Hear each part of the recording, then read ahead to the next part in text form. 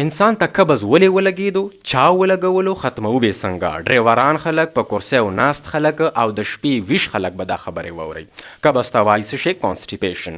ډیفاین کوو به څنګه؟ په هفته کې د موږ سره 8 ورځې، په دې 8 ورځو کې د 3 ټیمو نه کم ځله تلل، 3 ټیمه، 2 ټیمه، 1 ټیم په ټوله هفته کې ته لاړئ باتروم ته، غټه تقاضا کوي، دا معمول دی ستا، نو دې ته وایي قبض. خېټه دې سخته ده، په ګرانه باندې ملبه غورځېږي او په خېټه کې تناو دی، سټریننګ دی، دې ته قبض ویلی شي. د قبض د سمج دپاره به کوزیږو کولمو ته. راځئ را سره هر شی ټول بره مواد پرېږدئ، په دې ځای باندې فوکس کوئ صرف. دا علاقه ټوله رانیسو، نو په دې کې به مونږ دا نری کولمې لرې کوو، بهر کوو به ته نه. دا 22 فوټه نری کولمه ده او دا 6 فوټه دا غټه کولمه ده. د دې ځای نه سټارټ ته داسې دا ټوله، ځکه چې ویکټې ملبه فالتو مواد ټول دلته کې پروت دی. دا غټه کولمه نه بهر کوو د دې جسم نه، راځئ که نه. دا ولې غټه کولمه؟ دا مې ټوله را بهر کړه نه، دا علاقه، دا نور مې هر شی پرېښودل. دا چې تاسو را بهر کوئ نو دې کې خپلې سیکشنې دي. اوس ګورئ ورته، دې ته ویلی شي اپینډکس، چې کوم خلکو وپړسېږي بیا به اپریشن کوي. دې ته ویلی شي سیکم، دې ته ویلی شي اسینډنګ کولون، دې ته ویلی شي ټرانسورس کولون، دې ته ویلی شي ډیسینډنګ کولون، دې ته ویلی شي سیګمویډ کولون، دې ته ویلی شي ریکټم او دې ته ویلی شي اینل کینال. په دې ځای کې دا ټوله د دې ځای کې دا نری کولمه دې ځای کې جوینټ شوي ده، داسې دلته کې نری کولمه پراته ده. هغې نه خو ډایجیشن وشو، مواد ما وینې ته لاړل، فالتو مواد اوس دلته کې رالل. دلته کې په دې سیکم کې چې کله دا مواد ور داخل شي، دا اوس فالتو مواد دی، نو دلته کې یو قسم ته حرکت کیږي او دغه حرکت ته ویلی شي پیرسټالسس. دا صرف دلته نه کیږي، دا په دې ټوله نلی کې کیږي، خو دلته کې هم کیږي. او چې کوم قبض راځي نو هغه څنګه راځي؟ دغه پیرسټالسس څنګه کیږي ودره چې زه تاسو ته وښایم. بالکل به تاسو خاندئ نه، دا د خندا خبرې نه دي، خندا دی. څه مې کړل دا؟ ګورئ دلته دا ور داخل شو دا مواد، نو دا ویکټ په مخ باندې ځي، شاته نه دباو کیږي او مخې ځای ورته خالي کیږي او کولاویږي. تاسو ما دا خبره کړې وه، شاته نه به یې دباوئ او مخې ته ځای به ورته کولاوئ. دې ته پیرسټالسس ویلی شي. ملبه وغورځېده لاندې، دغسې بیا په باندې راشئ، دا ځای به کولاو شي، لاندې نه به تنګ شي، شاته نه دغسې تنګوه په مخ باندې ځه، مخ ورته کولاوه، داسې. دې ته پیرسټالسس ویلی شي. په دغه طریقه باندې دا ملبه شپه ورځه د انسان نه غورځېږي. خو کانسټیپیشن چې کله راشي نو هغې کې به یو چل دی. په کانسټیپیشن کې یعنې په قبض کې به دا چل وي چې دغه پیرسټالسس تاسو چې دا کومه ویډیو وکتله، دې دا سپیډ به کم شي. دا چې په کوم رفتار باندې روانه دی، شاته نه تنګوه، مخ ورته کولاوه، تنګوه کولاوه، حاجت به راشي انسان ته. خو که دغه سپیډ کم شو، رو رو رو رو روان دی، داسې چې کله دی رو رو روان دی، ټیم ډېر اخلي، نو په دغه ډېر ټایم اخستو کې به دې ځای کې چې څومره هم اوبه دي، هغه اوبه به ته نه جذب شي. اوبه به ولې جذب شي؟ اوبه به ځکه جذب کېږي چې دلته کې ما سره ګیټونه لګېدلي دي، دروازې لګېدلي دي، د څه شي دپاره؟ د اوبو دپاره او د سوډیم دپاره. دلته کې دروازې لګېدلي دي چې هغې دروازې ته ویلی شي ایکواپورین، APQs، ایکواپورین 3، ایکواپورین 4، ایکواپورین 8. دغه دروازې په دې ځای باندې لګېدلي دي. ورسره دلته کې بله نورې دروازې هم لګېدلي دي چې هغه د سوډیم دروازې دي. هغې ته ویلی شي اپیتیلیل سوډیم چینلز، دا لګېدلي دي. یا ورته ویلی شي سوډیم هایډروجن ایکسچینجرز، دا لګېدلي دي. دغه سوډیم په دې مواد کې چې څومره هم سوډیم روان دی، دا خولیو ته ننوتو او اوس دې خولیو کې ماحول ټینګ شو چې ورته هایپرټونیک سچویشن ویلی شي. او دغه هایپرټونیک سچویشن د وجې دی چې اوس د ماحول واپس پیکه کوي، نو د دې ملبې نه به اوبه راکاږي، چې راکوي اوبه، مونږ خو سوځو دلته کې، سوډیم ټول راننوتو، نو ټولې اوبه به د دې ملبې نه واخیستل شي او دغه ملبه خشکه شوله. اوس خشک مواد په دې ځای کې ډېر په سختۍ سره ځي او دغه سختۍ د وجې انسان ته دننه په خېټه کې تناو راشي، درد راشي او حاجت که 24 غنټې پس راتللو نو اوس کیدای شي چې 48 غنټې پس، یعنې 2 ورځې پس راشي یا 3 ورځې پس راشي، ځکه چې ملبه دې ځای کې سخته ده. دا د قبض دغه ټول هغه دی، کیسه ده، ډیفینیشن دی. قبض لګي د څه د وجې؟ اوس کازز، وجوهات یې څه دي؟ وجوهات چې کوم مین وجه ده هغې ته وایي لو فایبر انټیک. لو فایبر انټیک د دې څه مطلب دی؟ زه چې کوم خوراک خورم هغې کې به زه دا ګورم چې په دې کې فایبر شته دی. اوس فایبر هلکه څه شی دی؟ فایبر کاربوهایډریټ دی، خو زما جسم دغه فایبر یعنی دغه سیز هضمولی نشي، صرف به هسې زما په کولمې کې تاویږي راتاویږي، د ملبې جوړولو دپاره به دا شی پکارېږي، زما وینې ته به ننوتلی نشي، ډایجیشن به نشي کولی. دې ته فایبر ویلی شي. په ټولو خوراکونو کې تقریبا فایبر پروت دی، چا کې ډېر دی چا کې لږ دی. اوس ټول خلک خوري سپینه روټۍ، ترېشل خو هر کس نه کوي که نه. په سپینې روټۍ کې فایبر ډېر لږ پروت دی، ځکه چې هغې نه مونږ هغه بوره وباسو، چڼ شوي دي، ډېر نري نري چڼونو نه د وړه وتي دي، هغې نه فایبر وتی دی. په سرې روټۍ کې ډېر فایبر دی، په سپینه روټۍ کې لږ فایبر دی. نو دغه لږ فایبر خلک خوري، نو د هغې د وجې د دا خېټه سخته وي. ورسره دی ډیهایډریشن. مونږ اوبه چېرته کې څښو؟ مونږ د اوبو شمار خو نه کوو که نه، ډیهایډریټډ پاتې شو. دا اوس سخته ګرمي ده، انسان ته ډېرې اوبه پکار دي، کم از کم 10-12 ګیلاسه اوبه پکار وي، هسې نورملي 8 ګیلاسه اوبه پکار وي انسان ته. نو چې کله اوبه په انسان وجود کې کمی شي نو وینې ته هم اوبه پکار دي خپلې، او ورسره لاندې ډیفیکیشن دپاره یا بول مومنټ دپاره هم هلته اوبه پکار دي.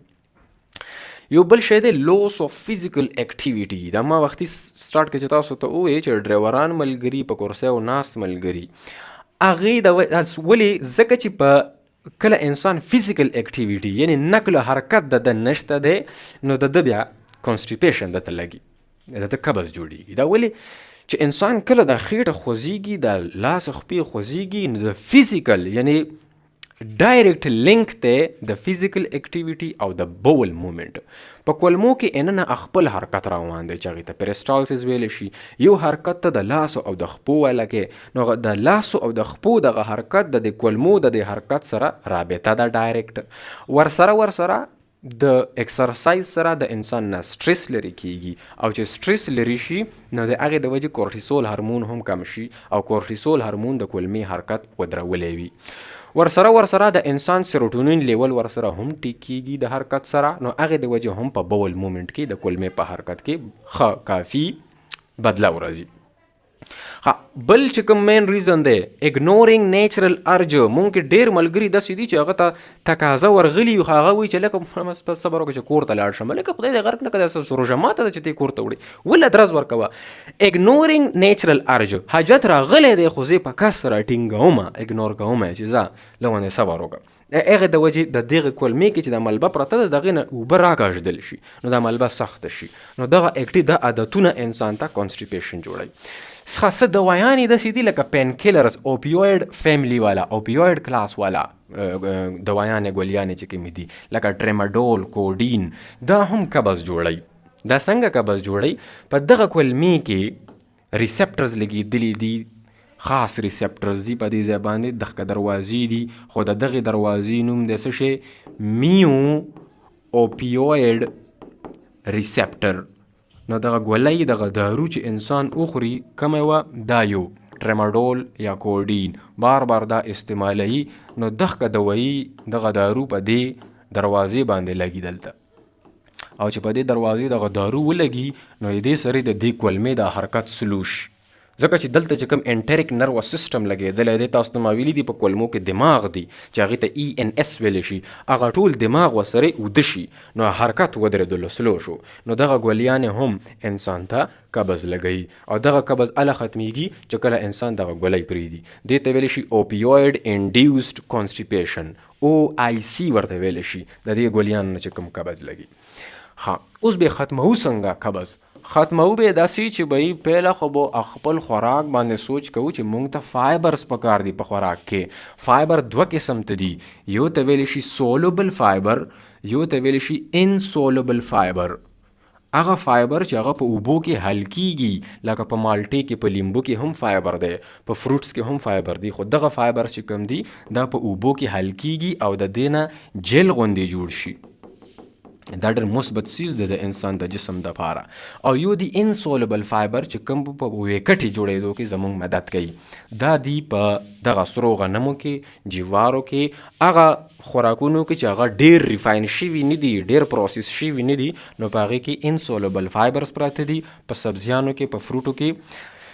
هغې د وجې انسان په ویکټې جوړېدو کې ډېر مدد کیږي. دې کې خاص کر یو څیز دی چې ورته ویلی شي پرونز، دا خشکې الوچي نه دي، الوچي په دې کې یو څیز پروت دی او دې ته ویلی شي سوربیټول. سوربیټول دا څه شی دی؟ دې ته ویلی شي نیچرل لیګزیټیو.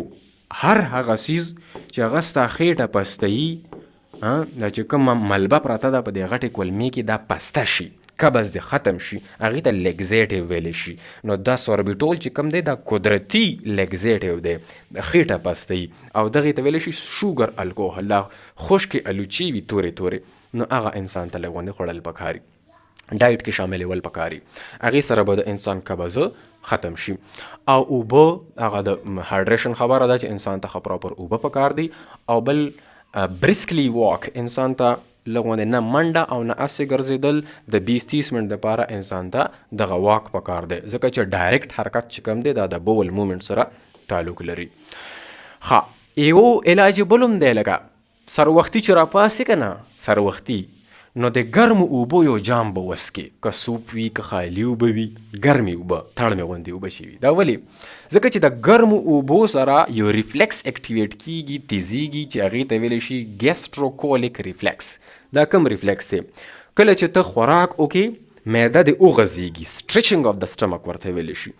د دغې غځېوالي د وجې معده چرته کې میسیج پاس کی، دا معده ده، تا خوراک ورویشتلو، اوبه د ګرمې اوبه د هغې نه مخکې څکلي دي، نو دا ګیسټروکولیک ریفلکس چې کوم دی دا څنګه شروع کیږي؟ دا د معدې نه دې کولمې ته میسیج پاس کوي، د غټې کولمې ته، د معدې نه غټې کولمې ته میسیج پاس شو چې هلکه دا حرکت تیز کا، ملبه راله نوره لاندې، نوره ملبه ده روانه ده، شبه لکه بس د لینټر مثال دی، د لاندې نه وراچوه، د بره نه هغه شپېلي وی، نو دغسې دا یو بل ته شپېلی وی، ریفلکس دی. نو دلته کې دا حرکت ورسره لغونې تیز شي د ګرمو اوبو سره، ګیسټروکولیک ریفلکس. او چې دغه حرکت ورسره تیز شي، نو دغه چې کومه تیاره ملبه پرته ده، ویکټې پرتې دي، دغه ټولې ویکټې دلته کې رالې، دې ته څه وایي؟ دې ته ریکټم ویلی شي. دا ډرم دی، سټور روم دی، په دې کې به دا سټور شي. دغه ریکټم چې راډک شي وغځېږي، نو د دې ریکټم نه به د ملا تیر ته میسیج لاړ شي، او انسان څه کوي؟ زه راځم وداره، ځکه چې میسیج رالو د ملا د تیر نه، چې پاسه که نه ګپ خو مزه کوي، خو ځان به هم تشول غواړي. دا دې ته ویلی شي ډیفیکیشن ریفلکس، دې ته ګیسټروکولیک ریفلکس ویلی شي. د معدې نه لاندې غټې کولمې ته میسیج ځي چې ته دا حرکت تیز کا، د پیرسټالسس تیز کا، ځکه چې ما ته نوره ملبه راله معدې ته. نو دې ته ګیسټروکولیک ریفلکس نه پاس چې کله ریکټم راډک شي، نو بیا د ملا د تیر نه ریفلکس مومنټ راشي، ریفلکس اکشن راشي، چې خالی کا مسله ده، راډک شو شی، دې ته ډیفیکیشن ریفلکس ویلی شي. ډیفیکیشن مطلب دی غول کول، بس خبره مې ته خلاصه کړه. ښه، یو خبره دا هم یاد ولرئ چې تاسو ته چې دا کوم رګ راغلی دی لاندې د مزغو نه، یو رګ داسې راغلی دی، بل رګ داسې راغلی دی، دې رګ ته ویلی شي ویګس نر. دا د مزغو نه راغلی دی او په ټول خېټه کې خور دی. د ویګس نر ته وانډرینګ نر هم ویلی شي. وانډرینګ مطلب خوشی تشی ګرځېدل، په هر ځای کې ګرځېدل. نو دا نر یعنې دا پټه چې کوم دا پړی چې کوم دی، دا په ټول علاقه باندې خور دی. پیپړو ته هم میسیجونه وړي، زړه ته هم وړي، معدې ته هم وړي، ینې ته هم وړي، کولمو ته هم لاندې وړي. دا د مزغونه راغلی دی. لږ غوندې د دې نر خیال هم ساتئ، په ګپ شپ باندې، په ښه ماحول باندې، په ګرځېدو باندې، په ټینشن په ډپریشن لرې کوو باندې. دې ته ویلی شي ویګل سټیمولیشن، را بیدارول، را ویشول، تکړه کول. نو دا رګ چې د تکړه وي، نو ویکټې به ښه په اسانه باندې به غورځېږي. ګورئ به سن ابراهیم افیشل یوټیوب چینل، په مخه مو شه.